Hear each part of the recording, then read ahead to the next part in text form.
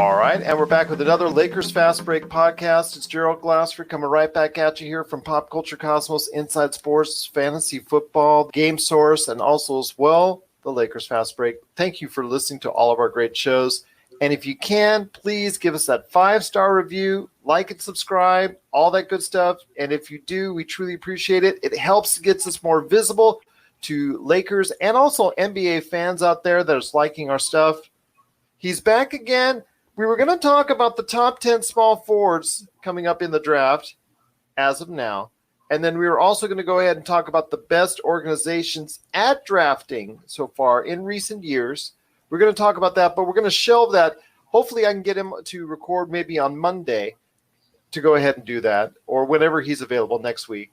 Plus, on Tuesday, we're doing a special NBA mock draft. Rafael, his brother from NBA Draft Junkies. So I've got not one, but 2 Barlows for NBA Draft Junkies coming up on Tuesday at noon on YouTube, on our YouTube channel. Not only that, Michael Visenberg and also Stone Hansen, all the guys that have appeared on the show, they're coming up to do a special mock draft. We're going to go ahead and break it down for you, and it's going to be a lot of fun. I know everybody involved is looking forward to it. But speaking of Rafael, he's back again to talk a new setup for the NBA. Be more competitive with those high schoolers that are going overseas or we're going the one and done and all that. He's a good man indeed. He's on it as far as the NBA draft is concerned. You got to check out his page, NBADraftJunkies.com, and also his great YouTube channel, NBA Draft Junkies. It's Rafael Barlowe. Much to discuss today because a Woj bomb, so to speak, dropped on yesterday. So it's very interesting indeed. Yeah, I was caught off guard. I think SportsCenter was too, because they had posted a tweet maybe 24 hours before, and they said Jalen Green was going to make his decision, but the options were the NBL in Australia, Auburn, and Memphis. They didn't really say anything about the G League being an option. And then later on, as the day went on, I think Adam Zagoria and a few other people had said that he was going to take the G League option. And then when as you call it, the Woj bomb dropped, it was definitely an interesting day as far as just the information coming out once you find out that this is not a traditional G League schedule that these guys will be playing on, him and Isaiah Todd, which made his official today. And let's talk about that in detail. To give everybody up to speed on it, Adrian Wojnarowski, along with Jonathan Gavoni from Draft Express, part of ESPN, they coordinated on the story. In fact, they've got a good podcast that goes into detail about some of the parameters on it. I think the NBA and the G League is still trying to work it out, but the NBA was kind of really tired of seeing all these players that are one and dones or individuals from high school that didn't want, as you talked about it, don't want to go to college, didn't want to go to college. And they would go overseas, like LaMelo Ball, R.J. Hampton. We've seen it now for several years, actually. A lot of these players wanting to go overseas because they didn't want to go ahead and commit to a university. And we've seen these top prospects go elsewhere and things of that nature. And the NBA got tired of that. And so the NBA had been mulling around some things for years, but really had not solidified a great idea or some way to really entice these kids. And when it comes down to it, it always concerns money. So with Jalen Green, who is right now, barring injury, I think at this point in time, or a really bad developmental year coming up, it's probably going to be the number 1 pick in the 2021 draft. I mean, a lot of people have him very high. I'm sure you have him on your radar as well. He announced that he is going to partner with the G League, and the G League is going to come up with something as far as creating a team based out of Southern California. It's not going to be a G League team as far as competitive, as far as actually having a record and being affiliated with an NBA team per se, but it is going to be a G League level team with NBA prospects there as well, guys who are looking to get back into the league, mixing in with these kids. As you mentioned, Isaiah Todd, also a top 5 recruit as well coming out of high school, who's also foregoing the university, going this route as well. The rumored pay is about $500,000 if he meets all the requirements. I think there's community service deals and things of that nature that he has to go ahead and at least the top prospects. So it's not every kid that comes out of high school that can get this. It's only the top prospects that can get this kind of money if he meets all of his requirements. It's about $500,000 if he meets it. Plus, he can make himself eligible for shoe deals and things of that nature. So both these guys, I think, are getting that type of contract right off the bat. Is this a good thing, in your opinion? Is this something that you think needed to be done? Because there's a lot of questions that come after it. I mean, there's the basis in the announcement, but there's a lot of questions behind it, a lot of things that you and I have talked about in the recent past that's relating to it. But first off, is this a good idea for the NBA to go ahead and develop this G League level team that it'll be having exhibition games against other G League teams and maybe some international teams, but is this a good idea? Well, I think it's a good idea for the NBA, a bad idea for college basketball. I think this pretty much hurts college basketball in a major way, and it's still early. We could still see other guys from the 2021 projected draft class change their mind. The one who I'm curious to see is Cade Cunningham. I haven't heard anything about him changing his mind, but he's actually the kid who I have number one in my 2021 draft class. He is not committed to this. Is that correct? No, I haven't even heard any rumors that he's weighing his options. But if he does, I mean, especially considering with what's going on in the world, is there going to be a college basketball season? Are you going to have to play college basketball without any fans? And then at the end of the day, unless you're really, really rich, it's hard to turn down $500,000. I know you and I would do it. It's like, we're there. Where do you want me? SoCal? Yeah, I mean, you can pay for college later on. I mean, you can't. The experience is. Well, I wanted to add this in. It's rumored as well that these kids are going to be having a scholarship to a university of their choice as well. I mean, that's like icing on the cake right there. I think that's nice. Will they go? Who knows? I mean, some may. I think a lot of times that, like, if Jalen Green went to like a Memphis or Auburn, and by him having that connection with that particular school, I think they'd be more willing to help him make his process of graduating a little easier. I think he was leaning towards Memphis, just to give you an idea. Yeah. And if you just randomly pick a school, I mean, I don't know, just think about it. If you were 18 years old and someone said, I'm going to give you $500,000, but you can go to college if you want, it's optional. I mean, I don't know how many would actually go. So, I mean, and I wonder how long does it take for them to, is it like 4 or 5 years, or they can give them 6 or 7 years to complete the program and then they'll get the money? That's one of the questions that I have as far as like the scholarship goes.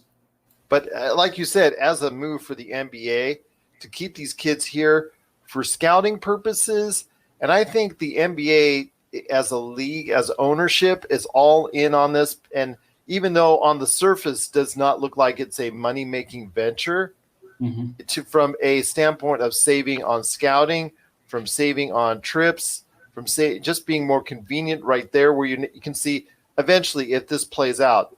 I mean, this is the start of it, but let's say there's 7 to 10 recruits each and every year that go ahead and join this team. That could be something where you're investing that type of money to go ahead and get a better look at these kids on a regular, daily, weekly, monthly basis. Oh, yeah. From the NBA's perspective, I think it makes a lot of sense. I think they had to up the money, the $125,000, and joining a regular G League team just wasn't going to be enough. I worked in the G League like 4 years, and fortunately for me, I live in the Dallas area, so I worked with the Texas Legends. So I was in a major city. But outside of that, a lot of these teams aren't in major cities. You know, you have teams in Sioux Falls, you have teams in Erie. I don't know if Erie's still there. Well, they were also going to propose that a team would be, I know this was before Sharif Abdul-Rahim took over. The idea was, like you said, $125,000 plus creating a special team in an undisclosed location, or like you said, putting them on an undisclosed team. You know, that's an NBA affiliate. That NBA affiliate team couldn't pick them. But I also maybe just creating a team like they're doing now, creating that G League level team and whatnot. But either which way, like you said, the money just was not enough. Yeah, I mean, it's weird considering that $125,000 is significantly more than what the average American makes, and you have teenagers that are choosing to turn this down, which shows how much faith they have in their ability to make millions the next year, or how much they were getting paid under the table. It depends on how you look at it. But for whatever reasons, nobody had took the offer, and I felt like the NBA just had to step up and come up with a much better option to entice kids to join the G League. And as far as like it benefiting the NBA, yes, you save a lot of money on scouting. I read that there were a few teams that didn't even get a chance to go see RJ and LaMelo play. And as a person who actually went out to Australia, that is a long trip. And I was coming from Beijing, China. That was probably one of the longest trips I've ever been on in my life. It's like the map doesn't give it justice how far Australia is. So I could see how teams were, if there are going to be multiple guys every year going to Australia, how teams would say, you know what, that is too far for us to go for one or two games. And if we want to go multiple times, it just makes sense to pretty much wipe out our top prospects going to Australia. So it seems like the NBA move was to eliminate Australia as a top option and to kick college basketball while it's down. And you could also televise these events on ESPN, getting some of the money back, and you know how they'll promote it, you know how they'll glorify it, put that on there, and there you go, those exhibition mashups against another NBA G League affiliate, let's say the South Bay Lakers, or if Tel Aviv Maccabi comes down, and you know how they travel just before the season. The NBA teams play them in exhibition games. They can add an extra exhibition game right there against that G League affiliate team. I mean, well, that's one of the things I'm curious about, because the G League starts after the NBA, and by that time the European season has already started. So there's usually a small window when the European teams and the NBA teams are not in season and they can play. But I mean, that's in like October. And so, you know, the G League doesn't have their draft until after all the NBA rosters have been finalized. And then after they've been finalized is when they have their draft. And then you got to have like a couple weeks into camp. And then that's when they start their games. But the European season has already started. So unless they make some changes, I don't see how they'll be able to scrimmage, or not scrimmage, but play exhibition games against European clubs. That's what they were saying. Like you said, it's going to logistically and schedule-wise, that would be really hard to do. But some way they can try and make it work, especially if the kids commit early and they maybe go to a camp early, because these kids would not be part of a G League draft for the most part. And then it is going to be sprinkled in with NBA, either former players or G League level players that are looking to get back into the league. So it'll probably be right now a situation where you have those type of players that are not eligible to be drafted, let's say, and they're there specifically and being probably paid and compensated by the league to go ahead and just be there to develop those kids primarily. And if they get a good look and get a good shine off of Jalen Green, and they get a good shine off of Isaiah Todd and whoever else is there as a projected high lottery pick, they can go ahead and get themselves back into the league. So that's it's a win-win in many ways, but you're right. For the NCAA, it's a loss. But then again, this is something that they've had coming for a long time. Right. Their reluctance to go ahead and change and evolve has been their own undoing. Right. Yeah, like I mentioned, I have a lot of questions, like who the veterans are. I mean, as a veteran trying to get back into the NBA, do you really want to take a back seat to some 18-year-olds? Who are they playing? How many games are they going to play? I imagine I'll put them in a showcase, in the G League showcase that happens like the midway point of the season. It seems like to me it's just going to be one really long training camp of a season. And I just have a lot of questions about that. I read they may be playing like some of the NBA Academy teams across the world. To me, that's going to be lower level than high school basketball, because I've seen some of those academy teams and they're building, they're in the process of building those academies up, but the talent isn't necessarily there to compete on a high level for those kids. And then if you think about like The academies are like in Africa. I know China has one. Australia has a few. But the top prospects are in Europe as far as like players their age. And those European prospects are already playing on club teams already in systems with like Barcelona or Maccabi and so on. And then also Africa has a few of the academies, but it seems like a lot of the best players from Africa have been poached out of the continent and have already been put in with some of the European academies. So I've seen like a few of the guys that are from the Senegal 19U or 18U team that are playing in Italy or they're playing in Spain. So in my opinion, it seems like those guys won't even be able to compete against this G League path select team. So again, a lot of questions. I'm curious to see how they fill the schedule out. It just seems like it's going to be a really long training camp, but it does give the NBA teams an eye, just to be able to see the guys. It helps with intel. For example, you don't necessarily have to do a whole bunch of tracking college coaches and assistants and trying to gather intel on the player. What is he like off the court? How's his lifestyle? You get the chance to see that firsthand.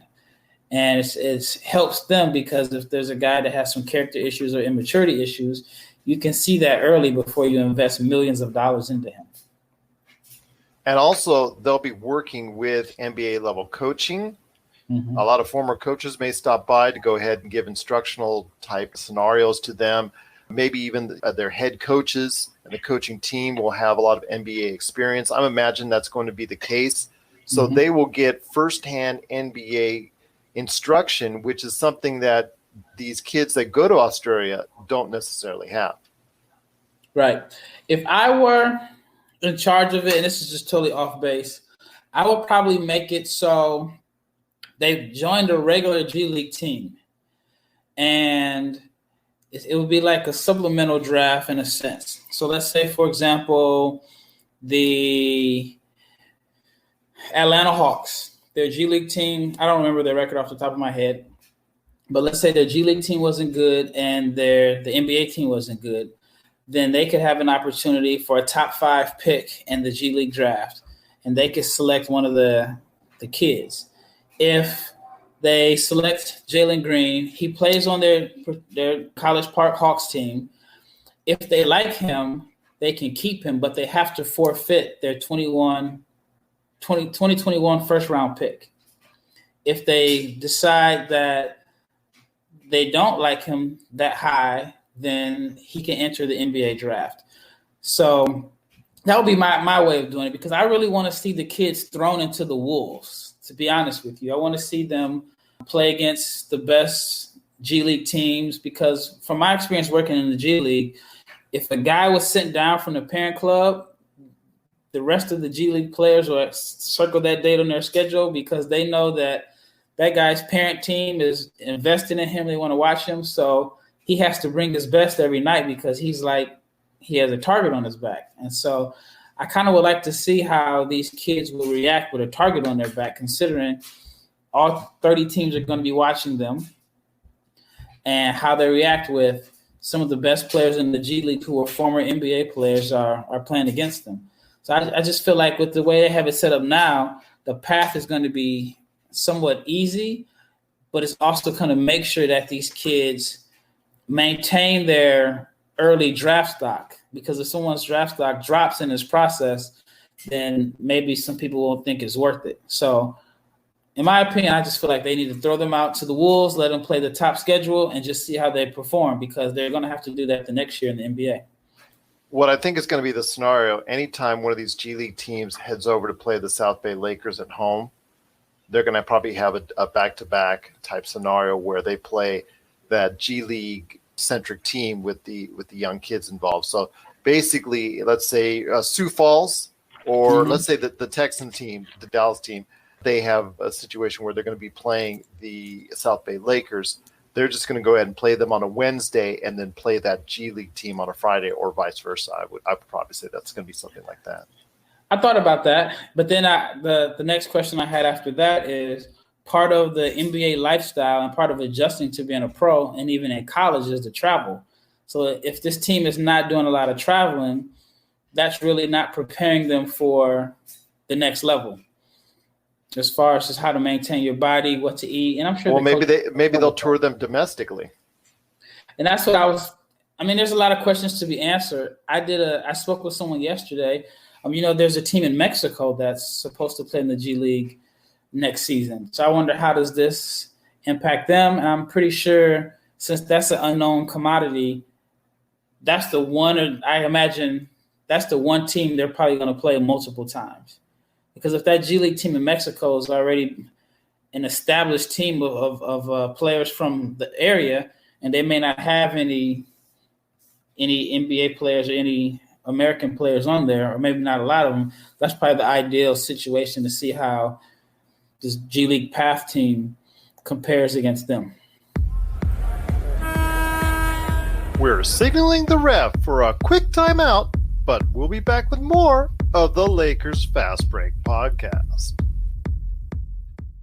Check out what's been going on with the Pop Culture Cosmos Show and the PCC Multiverse. I see the potential for basically like another Netflix kind of paradigm shift where here comes this other major player. They have a ton of resources. Apple could change the way that entertainment is consumed. They say it's the only time this year that you'll have stars from each brand battling each other, and we know it's not going to be the case, but they like to say that, and more power to them, I guess. Well, it's a big first step, bringing all those superheroes together. There were definitely some parts of the movie that I really enjoyed, and then there were some parts that I thought just kind of fell short of expectation. Part of it has to be something to do with how it's being promoted, and this is a thing where audiences do not agree with critics. That's the Pop Culture Cosmos Show. And the PCC Multiverse, every week on Apple Podcasts. And over a dozen of your favorite streaming and podcasting options.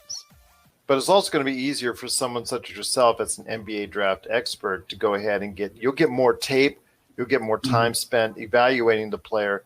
And, well, yes, if you want to go ahead and travel, it's much easier to go ahead and travel from where you're at to LA than opposed to where you're at to Australia. I would prefer to go to Australia just because for me, it's a combination of getting to do what I enjoy doing and the experience. But that's true. But yeah, beautiful area down there. Beautiful area. Yeah. But I imagine NBA teams will want to keep spending that money to go watch somebody play maybe one or two games. So, and then there's a risk that, a guy get hurt. So I imagine how many teams lost money when they paid for tickets and then Melo and RJ didn't finish the season. Well, yeah, that's right, because Melo and RJ, they didn't even play. They played till November, early November? I'm not sure. I think off the top of my head, I want to say like 15 and 12 games is all they played.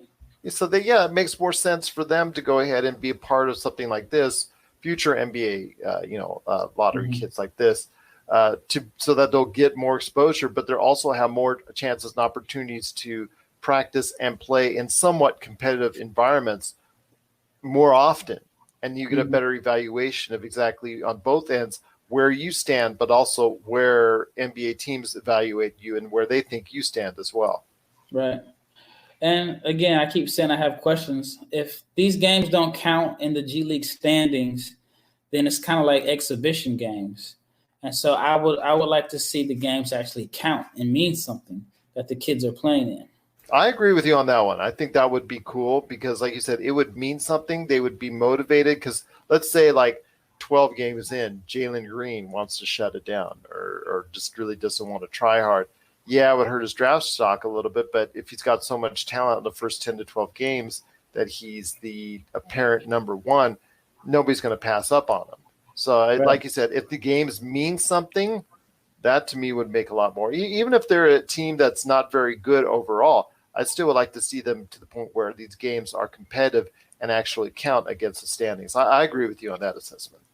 Yeah, and I don't see what's stopping an agent from having his guy shut it down.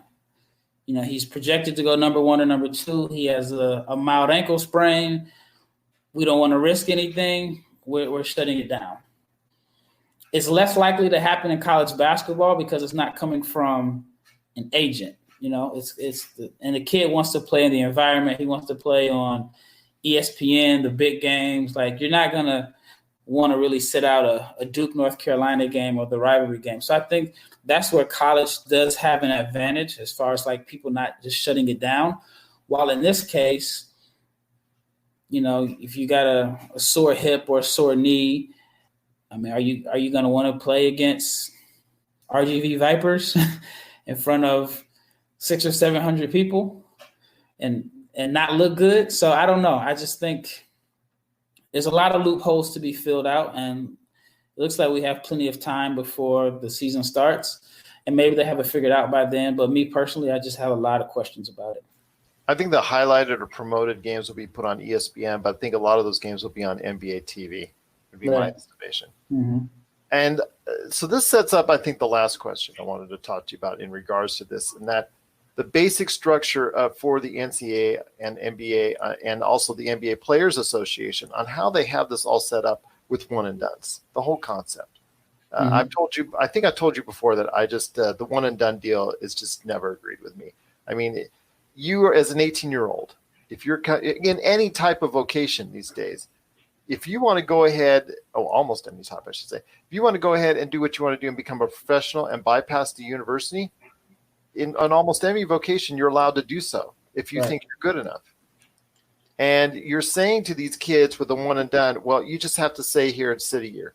And you said it yourself, a lot of these one and dones just don't like school.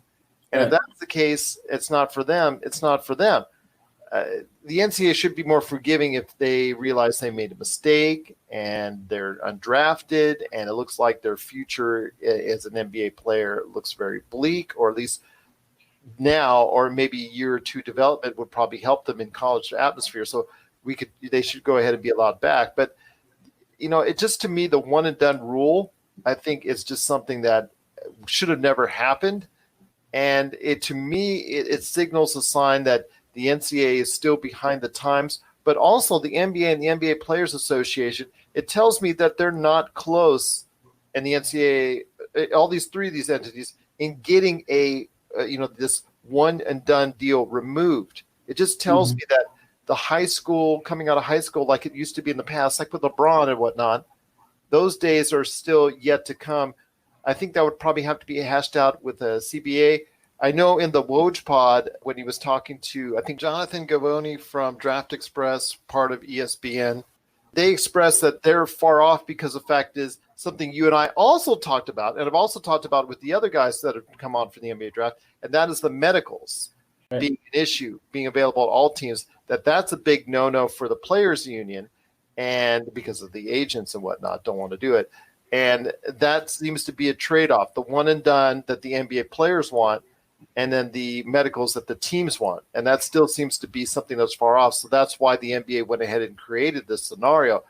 So to me, I think that's unfortunate. I mean, this team wouldn't necessitate itself. This step by the NBA and the G League wouldn't even be necessary if the one and done was done. And I'm torn on whether I like the one and done or not, simply because I think if I were NBA scout, I would not want to scout all the college games and then the high school games. You'd really be working year round, because now you're going to AAU tournaments all over the country following a kid. And I think college somewhat maybe weeds out some of the guys that were highly ranked and by like ESPN or 24/7. Like, for example, if this were 2015, Skylar Bissier was the number one high school player in the country. So he would have been eligible for this $500,000 G League path. Well, he played at Kentucky and found out that he wasn't as good as what he was projected to be. So even if you look at some of the McDonald's players in the last 5 years, maybe half of them have left school early, did a one and done when they weren't ready, and they're in the G League now, or they're playing in Europe, and right now they don't really look like they're potential NBA players at this point. And so college may have helped weed those guys out, as opposed to now, if they continue to have this, I think there are going to be a lot of guys making six figures in this G League path system that teams are going to find out this guy is really not an NBA player. Maybe he was so dominant in high school because he was bigger, stronger, faster, and he peaked out early. So I feel like college does weed out some of those guys. Now, of course, then you got your Zions and you have the those guys that made college basketball a whole lot of money. And the NBA and the G League would love to have Zion playing on NBA TV for this team, and it brings exposure to the league. So I'm kind of torn on it, but I do feel like there was some good in the one and dones from the NBA's perspective. And I get that. It does, like you say, weed some of these players out that are highly ranked coming out of high school that as soon as they get on the college floor are really not as good, or maybe have an injury or so, or injury prone, and you find that out a lot earlier before you go ahead and invest money on them as an NBA team, or they're just not as good as the hype or as the whatever the rivals or wherever you want to say is rating them as so high. So I get that. But for me, like I said, it's an issue of, as an 18-year-old, you're an adult, you should be allowed to do exactly what you want to do, whether it's go to college or whether it's go into a vocation or a professional job right away. It just prevents you from doing that right now with this one and done. Mind you, it's a year, but then you have a kid that's not even motivated to go ahead and get their education, which I would prefer them doing anyways. But in those cases of LeBron, if this was the one and done were eligible at that time when he was coming out of high school, and you say LeBron, with all the talent that he has, who was ready, as you and I both know, right there and then to go in the NBA, having him sit for a year at a college, Ohio State or whatever, it just didn't make any sense. Well, how about it from this perspective? Let's say Zion does this G League path instead of going to Duke, right? He plays in the G League and, he does well. But do you think he would have made more money from his shoe contract by playing in the G League path or by going to Duke? You and I talked about money under the table. Who knows? Well, he got $75 million from Jordan Brand. And I feel like a lot of that is just based off of all the hype he got from going to Duke, the games on ESPN college basketball. And at the end of the day, college basketball is always going to be more popular than the G League, because I feel like college basketball fans support the school regardless. If me and you played for Duke, they're going to sell out every game. Yeah. Well, once you turn pro, it's all about who's on the back of the jersey, and even in the G League. I mean, there's some guys that are big-time stars in college that are playing in the G League, and now they're playing in front of 500 or 600 people a night. So in the case of Zion was not the top rated coming out of high school, so it did benefit him. So I agree with you on that standpoint. One and done worked for him. One and done worked for him. Mm-hmm. But with other players like LeBron that are ready to come into the NBA at 18, a year preventing them seems to be kind of harsh. I agree. I'm just thinking, like, as far as the branding that college basketball was able to give players, like for your sneaker deal, if Zion signed a sneaker deal last year at this time, it may have been $1 million, maybe even $5 million a year. But because he went to Duke, built his brand up, he ended up getting like $15 million a year. So I think while the kids can make some money right out of high school in this path, I think where it can possibly hurt them at is their sneaker deals. Unless the agents are smart and negotiate like a 1-year deal or 2-year deal. Zion definitely benefited from the exposure that he got at Duke. I think same with Ben Simmons, even though he personally chose to go to college because he's Australian. He could have easily went to the NBA and he had an advantage.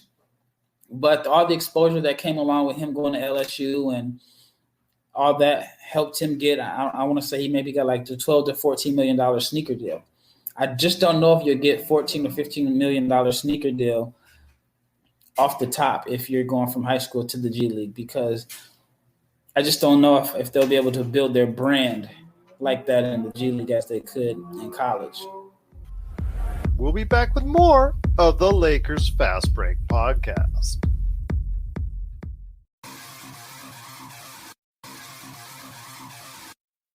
Needing an edge for your fantasy football team? Listen to the guys at Inside Sports Fantasy Football for insight that will help you reach your league championship. That's Inside Sports Fantasy Football.